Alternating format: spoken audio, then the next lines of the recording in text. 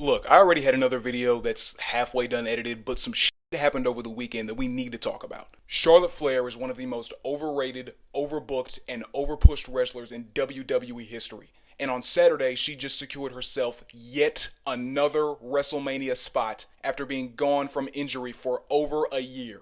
Nepotism is defined as the practice among those with power or influence of favoring relatives, friends, or associates, especially by giving them jobs. Charlotte Flair is the daughter of somewhat legendary professional wrestler Ric Flair, and she has unashamedly ridden his coattails for the better part of 10 years. Take somebody like NXT's Lexis King, aka Brian Pillman Jr., for example. Since his NXT debut, he has made it a part of his gimmick to not want to be like his father, or even associated with him in any way, which is the exact reason why he changed his name to Lexis King instead of keeping the Brian Pillman Jr. name that he had in AEW. Take somebody like Ava Raine, for example, who, of course, very shortly after The Rock became a member of the TKO board, she was instantly the NXT general manager. She doesn't go out there every week and call herself Ava Johnson and say, if you smell what Ava is cooking, or some stupid shit like that. If you had never even told me that she was The Rock's daughter, I would have never even known. She doesn't at all present herself like him. She doesn't at all act like him. She acts like herself.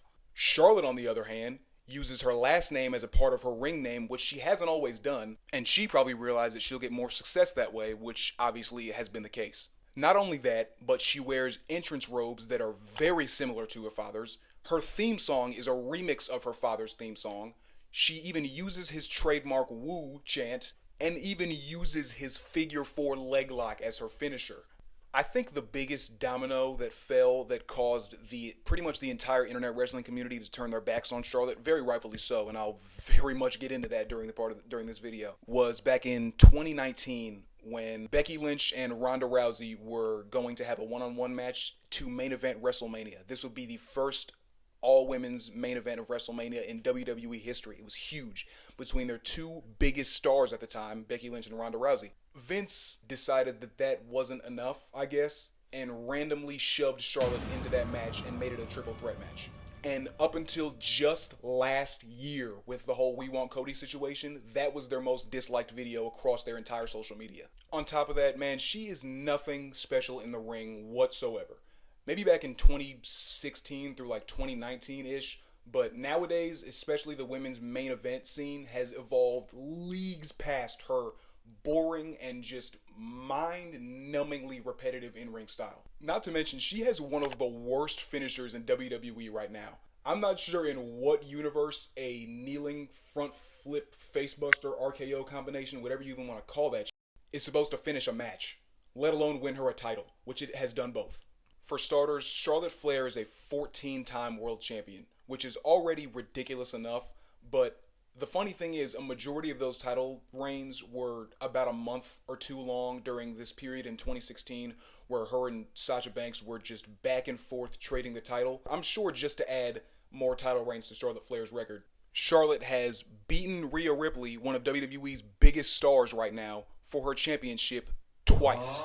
Both of those times being while she was still a rising star in WWE. I mean, seriously, at this point, I'm just happy she joined the Judgment Day and became such a big star, because those two losses very easily could have ruined her career. And most importantly, got her lick back at WrestleMania 39 in admittedly one of Charlotte's two ever Match of the Year contenders in my book.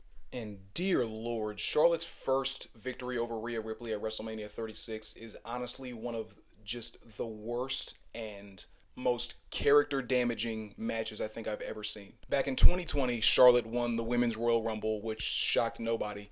She then went on to WrestleMania and didn't face the Women's World Champion or whatever it was at the time. She didn't face either the Women's World Champion or the WWE Women's Champion. She decided to face Rhea Ripley, who was the NXT Women's Champion. Not only did she go on to WrestleMania to face an NXT champion, she beat her for the NXT Women's Championship, which then made her a Women's Grand Slam champion. Next on my list, I have notes right here, is that her character is not relatable or connectable with fans in any way. Who is supposed to relate to being the top 1% and being cut from diamond, and most importantly, being Ric Flair's daughter? And that isn't me saying that every single character needs to be relatable or connectable with fans in some way, but when you have virtually the same gimmick and presentation for nearly 10 years, no matter how good the gimmick is, it will lead to fan fatigue, which it has.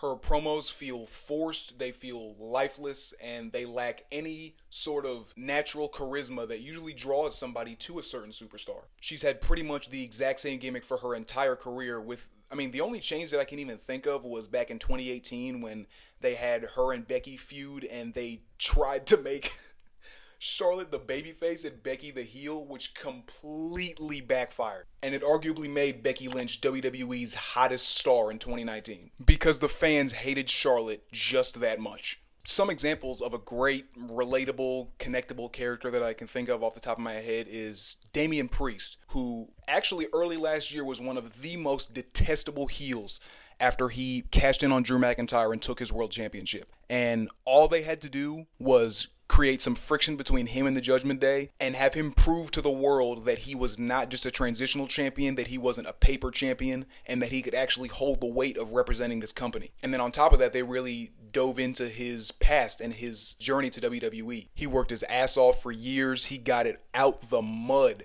Jey Uso, who was a part of the bloodline for years, and all they did was wreak havoc on WWE. They destroyed people's families, they destroyed people's friendships, they destroyed people in general. And all it took was Jey breaking away from that toxic family, and most importantly, breaking away from his brother and forging his own path. And look at him now. He was either the top merch seller last year or number 2 up against Cody Rhodes, I'm pretty sure. And he just won the Men's Royal Rumble and is going to WrestleMania for a World Championship match.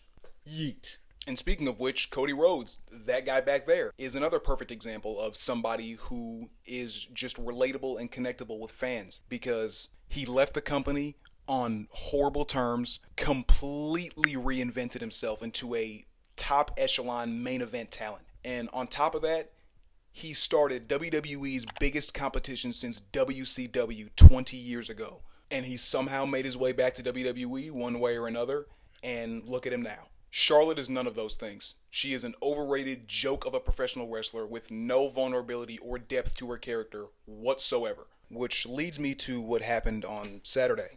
I refuse to believe that there was no backstage politicking involved in the decision to have Charlotte come back after being gone for over a year from injury and have her win the Royal Rumble on her first night back. And let me explain why. For starters, they announced her return ahead of time, which is usually a telltale sign that that person's going to be winning the Royal Rumble match. Look what happened back in 2023. The same thing happened with Cody Rhodes. They announced his return ahead of time, and he even came out at the predictable number 30 spot and ended up winning the match, which I thought was just dumb, but whatever. Because he's much more deserving of a 14-time title reign than Charlotte will ever be. Not only did Charlotte get a spot late in the match, which is already ridiculous enough, but they gave her ass a round of pyro in her entrance, which pretty much just at that point sealed the deal that Charlotte the Dictator, Charlotte Jong-il, was about to take the main event spot from another talent yet again. Wade Barrett even commented on it. Pyro on a Royal Rumble entrance? Damn, you've got to be pretty special! Once she gets in the ring, she starts spamming those terrible looking chops, which she also stole from her father. She then eliminates Piper Niven in the most unconvincing way imaginable. Another thing I noticed was just how much the commentators were glazing the shit out of Charlotte during this match, which honestly should have just made it click in my head that she was going to win the match, but I was very hopeful that this wouldn't be happening again. Saying a bunch of corny stuff like, oh, the energy in this match just changed now that Charlotte came in, or there's only one place you can put Charlotte, and that's in the main event. Later on in the match, Nia Jax throws out like 6 people all at the same time, all of which being like main event level talent, which I thought was ridiculous. Like, she threw out like Stephanie Vaquer, Julia, and everybody, including my favorite to win the match, Io Sky.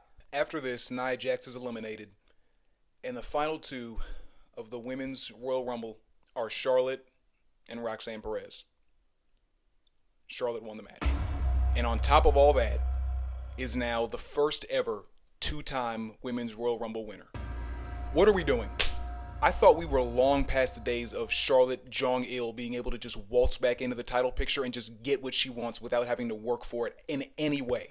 The women's division in 2024 was amazing without her. We were finally getting a breath of fresh air in the women's main event scene in Liv Morgan and Io Sky, and of course Tiffany Stratton, who was Miss Money in the Bank and is now the women's world champion. Lyra Valkyria, who was called up from NXT and made it to the Queen of the Ring final and the women's Money in the Bank match, and is now the new women's Intercontinental Champion, very deservedly so. Just the Triple H era in general really made me believe that hard work and perseverance and being over with the fans gets you to the top echelon of WWE, not just happening to be related to a goddamn wrestler. I mean, WWE's 4 top champions right now, in my eyes, are the pinnacle of hard work. Gunther, who was previously Walter, completely transformed his body, mastered his promo skills, and has gotten so much smoother and more effective in the ring. Cody Rhodes, like I mentioned earlier, completely reinvented himself. Rhea Ripley and Tiffany Stratton both had to work their ass off for years to get to where they are now. Charlotte is just Ric Flair but female, and somehow worse in the ring. Now, even though on Raw last night, Charlotte and Rhea Ripley had a segment that kind of insinuated that they were going to be having a WrestleMania match, there is still a chance that Charlotte could yet again go to WrestleMania and beat a rising star for their championship and possibly kill their momentum where it stands. And the crazy part is, I just realized that in an interview with Chris Van Vliet back in April last year, I'm pretty sure, Tiffany herself even said that Charlotte was the reason that she became a professional wrestler in the first place. And I can't really see a world where they would skip out on that match, considering the fact that even Tiffany, I'm sure, wants it. And if Charlotte goes on to beat Tiffany Stratton for her championship at WrestleMania, then in my eyes, that would probably be the perfect example of never meet your heroes. It's not looking good, man. It's not looking good at all. My only hope right now is that hopefully the fans are going to revolt just as hard as they did last year with The Rock, and maybe that'll make WWE pivot and turn it into like a triple threat or something with Rhea versus Tiffany versus Io, who is, again, somebody who was the favorite to win the match. Because if at WrestleMania 41, if the ref's hand hits the mat for the 3rd time and Charlotte's hand is raised along with the women's championship, we really might have to start having serious conversations about whether or not Triple H was the right person to be leading this company into the future.